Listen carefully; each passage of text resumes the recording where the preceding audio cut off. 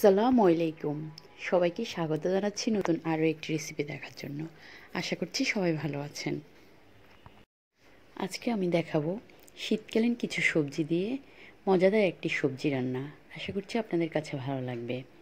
আর এই সবজিটা আপনারা পরোটার সাথে খেতে পারেন, রুটির সাথে খেতে পারেন বা গরম গরম ভাতের সাথে খেতে পারেন। অসম্ভব মজাদার এই সবজি। তো চলুন এটা রান্না করতে আমাদের কি কি লাগবে, আর এটা রান্না করা খুবই সহজ।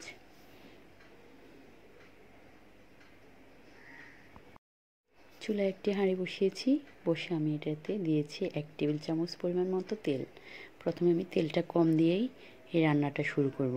এর সাথে দিয়ে দিচ্ছি আমি কিছু পরিমাণ পেঁয়াজ। এখানে আমি দুটো মাঝারি সাইজের পেঁয়াজ কেটে নিয়েছি। তারপর এটাকে আমি একটু নেড়েচেড়ে 2-3 মিনিট নাড়ব। নেড়েচেড়ে এটার সাথে দিয়ে দেব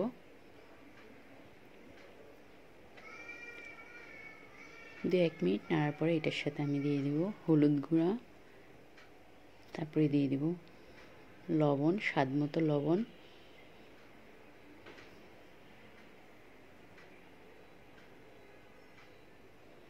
দিয়ে দিচ্ছি হলুদ গুঁড়া 1 চা চামচ। 3টা থেকে 4টা শুকনো মরিচ, লাল শুকনো মরিচ গোটাগুলা দিয়েছি। 1 চা চামচ পরিমাণ মতো জিরা গুঁড়া দিয়েছি। স্বাদ মতো লবণ। সবগুলোকে আমি একটু নেড়ে চেড়ে এখন এটার সাথে সবজিগুলো দিয়ে দিব। এখানে আমি জিরা গুঁড়া, হলুদ গুঁড়া, লবণ আর গোটা মরিচ দিয়েছি। দেওয়ার পরে এখন আমি সবজিগুলো আস্তে আস্তে করে দিয়ে দেব। প্রথমে আমি দিয়েছি 1 কাপের মতো পেঁপেগুলা আমি স্লাইস করে কেটে নিয়েছি। সবগুলো সবজি চেষ্টা করেছি আমি সেম সাইজে কাটার জন্য। তারপরে দিয়েছি বরবটি। তারপরে দিয়ে দিচ্ছি মিষ্টি কুমড়া। তারপরে দিয়ে দিচ্ছি ফুলকপি। এরপরে দিয়ে দিচ্ছি আমি গাজর। দিয়ে দিচ্ছি আলু। আলুটা আমি অন্যান্য সবজির তুলনায় কিছুটা বেশি দিয়েছি। আমি অনেক বড় সাইজের একটি আলুকে কেটে নিয়েছি, কারণ আলুতে সবজির স্বাদটা অনেক বাড়িয়ে দেয়, সেজন্য আমি আলুর সাইজটা একটু বাড়িয়ে দিয়েছি। আর কাঁকরোল দিয়ে দিচ্ছি আমি। দিয়ে দিব বেগুন।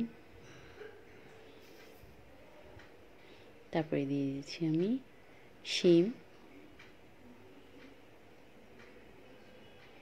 ব্যাস হয়ে গেছে আমার সবগুলো দেওয়া।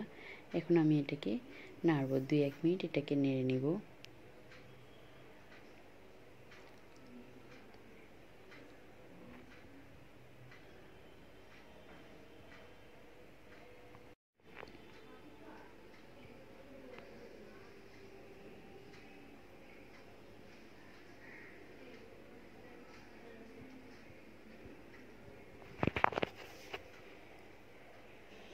দুই এক মিনিট নাড়ার পরে এটার সাথে আমি দিয়ে দিচ্ছি রসুন বাটা। এখানে আমি দিয়ে দেব 2 টেবিল চামচ পরিমাণ মতো রসুন বাটা।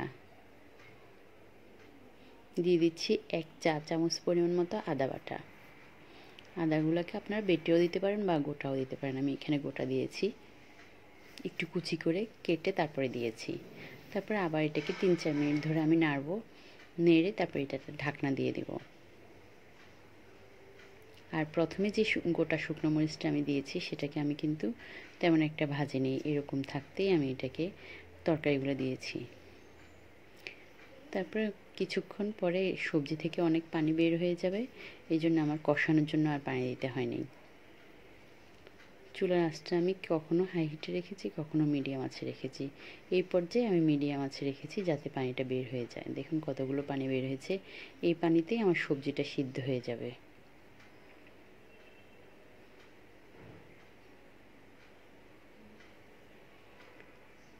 তারপরে সবজিটা যখন সিদ্ধ হয়ে গেছে তখন আমি এটার সাথে দিয়ে দিব 2 কাপ পরিমাণ, ঠিক 2 কাপ পরিমাণ আমি পানি দিয়ে দিব। এর থেকে বেশি পানি দিতে যাবেন না। পানিটা দেওয়ার পরে আমি এটাতে দিয়েছি ছোট সাইজের 3টি টমেটো কেটে, আর দিয়ে দিচ্ছি কাঁচামরিচ। 7 থেকে 8টা কাঁচামরিচ আমি এটার সাথে দিয়েছি। দেওয়ার পরে দেখুন আমার সবজিটা হয়ে গেছে অলমোস্ট।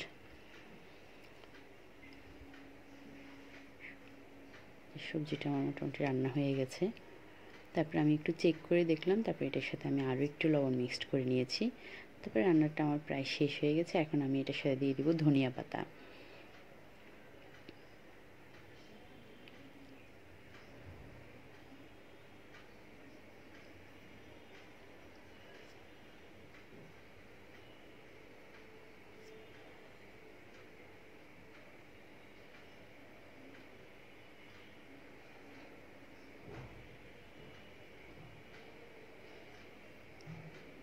ব্যাস, এবার ঢাকনা দিয়ে আমি এটাকে নামিয়ে ফেলবো।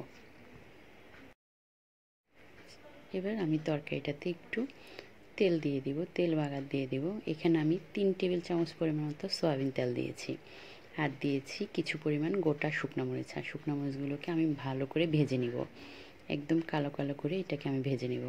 ভাজার পরে এটার সাথে আমি দিয়ে দিচ্ছি কিছু পরিমাণ রসুন কুচি আর কিছু পরিমাণ পেঁয়াজ কুচি দিয়ে এটাকে আমি লাল হওয়া পর্যন্ত অপেক্ষা করব। একদম যখন এটা গোল্ডেন কালারটা আসবে তখন আমি এইগুলা তরকারির সাথে ঢেলে দেব, আর এটাতে স্বাদ অনেক পরিমাণ বেড়ে যাবে ইনশাল্লাহ।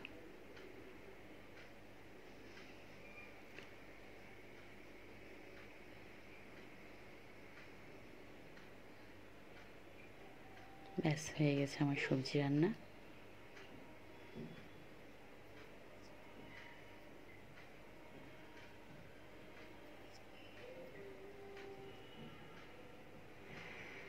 সবাইকে অসংখ্য ধন্যবাদ এতক্ষণ সাথে থাকার জন্য। আর আমার ভিডিও যদি ভালো লাগে তাহলে অবশ্যই একটি লাইক দিয়ে দিবেন এবং ভিডিওটি এবং কি চ্যানেলটি সাবস্ক্রাইব করতে ভুলবেন না।